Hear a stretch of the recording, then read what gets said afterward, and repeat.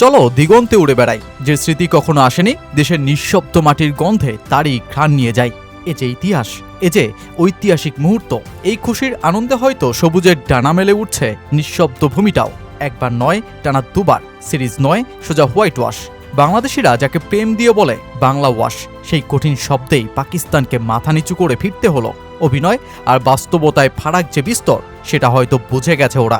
তাই তো আরও একবার 2-0 সলতেবিহীন হারিকেনটা হাতে তুলেই নিতে হলো বিদায়। টেস্ট ক্রিকেট শুধু শারীরিক লড়াই নয়, এটা যে মানসিকতারও পরীক্ষা নেয় বিস্তর। মিরপুর আর সিলেট টেস্টে আপনি বাংলাদেশ দলের মানসিকতার অন্তর্মহলে প্রবেশ করলে বুঝতে পারবেন এই বাংলাদেশ যে সাহস নিতেও শিখে গেছে।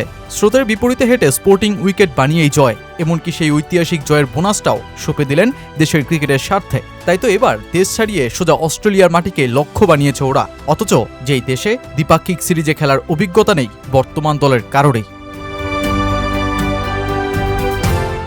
একসময় বাংলাদেশের উইকেট মানেই ছিল মন্থর, নিচু বাউন্স আর স্পিন সহায়ক, কিন্তু উদীয়মান পেসারদের সহায়তায় এখন তারা চমৎকার টেস্ট উইকেট বানাচ্ছে, যারা গতিতে পাকিস্তানকেই টিক্কা দিয়েছে।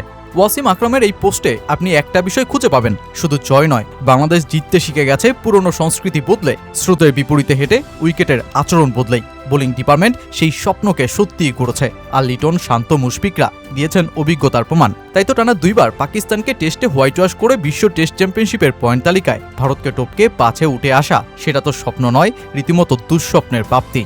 আর তার চেয়েও বড় কথা, বাংলাদেশ দল তাদের মানসিকতাকেই জিতে নিয়েছে এই সিরিজে। উইনিং বোনাস পেয়ে সেটা নিজেদের পকেটে না ঢুকিয়ে সঁপে দিলেন মিরপুরের সুইমিং পুল নির্মাণ আর জিম সংস্করণের জন্য। কারণ টেস্ট খেলতে হলে চাই শতভাগ ফিটনেস।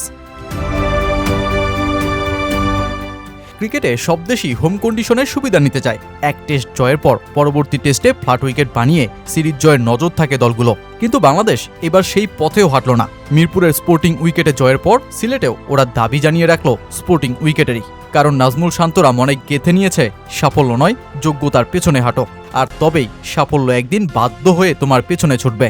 সামনে বাংলাদেশের অ্যাসাইনমেন্ট জিম্বাবুয়ে সিরিজ। জুলাইয়ে 1 টেস্ট ও 3 ওয়ানডে সিরিজ খেলতে যাবে টাইগাররা। যদিও সেই টেস্ট বিশ্ব টেস্ট চ্যাম্পিয়নশিপের অংশ নয়, তাই তো সেটাকে প্রস্তুতি সিরিজ বানিয়েই ওদের লক্ষ্য 23 বছর পর পরবর্তী অস্ট্রেলিয়া সফর, যেখানে 2 ম্যাচের টেস্ট সিরিজ খেলবে বাংলাদেশ, যেটা WTCর অন্তর্ভুক্ত।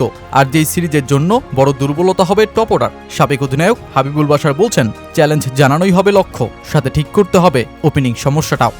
কটা জায়গায় অবশ্যই আমাদের উন্নতি করতে হবে, সেটা হচ্ছে ওপেনিং পজিশন। 3 নম্বরে যে খেলবে সে 10-12 ওভারের মধ্যেই উইকেটে চলে আসছে, এটা ভালো বিষয় নয়। আমরা এখন র্যাঙ্কিংয়ের 7 নম্বরে আছি। 4-5-এ যেতে চাইলে আমাদের এই জায়গায় উন্নতি করতেই হবে। অস্ট্রেলিয়ায় বড় একটা চ্যালেঞ্জ। এই টেস্ট সিরিজের দিকে আমি তাকিয়ে থাকব। আমার বিশ্বাস অস্ট্রেলিয়াকে আমরা এই সিরিজে অন্তত চ্যালেঞ্জ জানাতে পারবো। আমি বলছি না জিতবো, কিন্তু তাদের চ্যালেঞ্জ অবশ্যই জানাতে পারি। বাংলাদেশের বর্তমান দলের কারণেই এর আগে অস্ট্রেলিয়ায় দ্বিপাক্ষিক সিরিজের অভিজ্ঞতা নেই, তাই চ্যালেঞ্জটা এমনিতেই থাকবে বেশি। তার উপর গ্রিন উইকেটে ভিন্ন কন্ডিশনে খেলার চাপ, আর সেটাই হবে বাংলাদেশের জন্য, অধিনায়ক নাজমুল হোসেন শান্ত দলের জন্য মূল পরীক্ষা। অস্ট্রেলিয়াকে ওদের মাটিতে হারানো কার্যত টাইগারদের জন্য দুঃসাধ্য হলেও সেই লক্ষ্যেই এগিয়ে কতটা বেশি চ্যালেঞ্জ ছুড়ে দিতে পারবে বাংলাদেশ, সেটাই বিশ্বমঞ্চে এই সাফল্যের ভিত্তি তৈরি করবে। তাই তো লড়াইটা সিলেট অধ্যায়ের পর শেষ হয়নি, বরং দায়িত্বের বোঝাটা আরও বাড়ল।